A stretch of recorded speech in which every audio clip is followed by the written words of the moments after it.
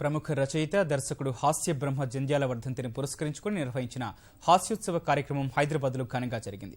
కళా తపస్వి కె విశ్వనాథ్, మా అధ్యక్షుడు రాజేంద్ర ప్రసాద్, ప్రముఖ దర్శకుడు సుకుమార్ను ఈ సందర్భంగా సత్కరించారు. జంధ్యాల చిత్రమిత్ర మండలి పేరిట ప్రముఖ నటుడు ప్రదీప్ నిర్వహించిన ఈ కార్యక్రమం ఆద్యంతం ఉల్లాసంగా, ఉత్సాహంగా సాగింది. చలనచిత్ర నాటక రంగానికి చెందిన హాస్య నటులు ఒకే చోట కొలువుదీరారు.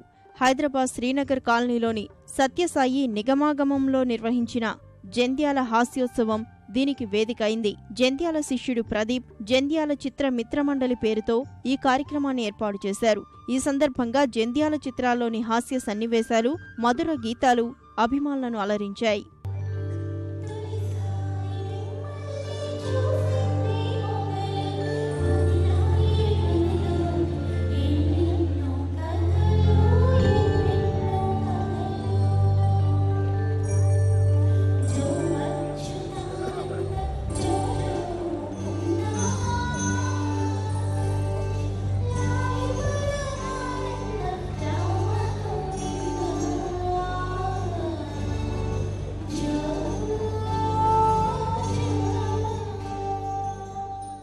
ప్రముఖ దర్శకుడు కళా తపస్వి కె విశ్వనాథ్ను గురు పూజోత్సవం పేరిట సత్కరించారు. మూవీ ఆర్టిస్ట్ అసోసియేషన్ అధ్యక్షుడు రాజేంద్ర ప్రసాద్ను జంధ్యాల అచీవర్ అవార్డుతో సత్కరించారు.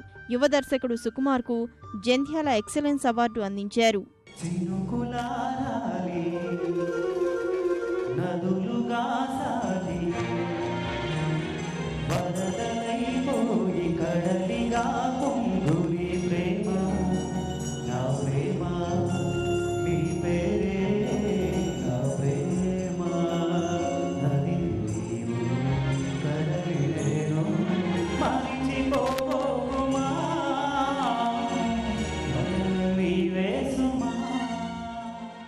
జంధ్యాల ప్రతిభను అవార్డు గ్రహీతలు కొనియాడారు. గురుపూజ పేరిట సత్కరించినా తాను ఎవరికీ గురువును కానని కె విశ్వనాథ్ వినమ్రంగా చెప్పారు. పరమశివుడే అందరికీ గురువు అని అభిప్రాయపడ్డారు. జంధ్యాల ప్రపంచం గర్వించదగ్గ దర్శకుడని, కె విశ్వనాథ్ తీసిన చిత్రాలు 99% విజయవంతమయ్యాయని రాజేంద్ర ప్రసాద్ కితాబునిచ్చారు. కొన్ని విషయాల గురించి ప్రశంసా వాక్యాలు అవసరం లేదేమో అని నా అభిప్రాయం.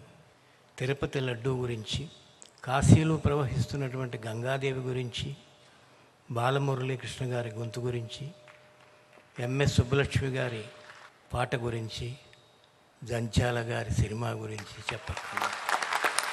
మేమందరం కూర్చుని ఇంకా ఎవరెవరైతే వారితో పాటు పనిచేసామో వాళ్ళందరూ కూడా ఎక్కడన్నా ఒక చోట కూర్చుని గుండెలు పట్టేసే అంతగా ఏడవాలి యాక్చువల్గా. కానీ ఆయన మాకు నేర్పెళ్ళింది ఏంటయ్యా అంటే, నవ్వు నవ్వించు, నవ్వులో జీవితాన్ని పంచు. పలువురు నటులు, దర్శకులు, రచయితలు జంధ్యాలతో తమకున్న అనుబంధాన్ని గుర్తు చేసుకున్నారు. ఆణిముత్యాల్లాంటి హాస్యకథా చిత్రాలను అందించిన గొప్ప దర్శకుడని కొనియాడారు. జంధ్యాల గారు వేసినటువంటి బాటలోనే మేము నడుస్తూ ఆయన సినిమాలు చూసి ఇంత అద్భుతమైనటువంటి సినిమాల్ని, అంటే ఎలాగైనప్పటికీ కూడా హాస్యం ప్రధానంగా ఉంటే అది 10 కాలాల పాటు ఆ సినిమా ఉంటుంది అని ఆయన దగ్గర నేను నేర్చుకున్నా.